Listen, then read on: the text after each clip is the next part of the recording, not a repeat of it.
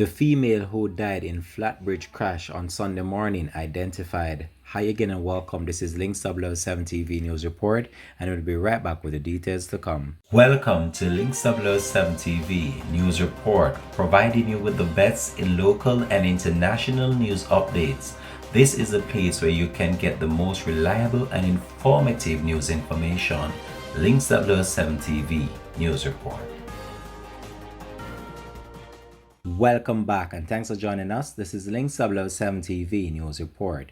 The female who died as a result of a motor vehicle crash near Flatbridge in Bogwalk, St. Catherine on Sunday morning has been identified. She has been identified as Mccadia Hudson, age 27, of an Old Harbour Main Road address. Reports are that Miss Hudson was a passenger in a Nissan AD wagon motor car that was being driven along the Bogwalk Main Road.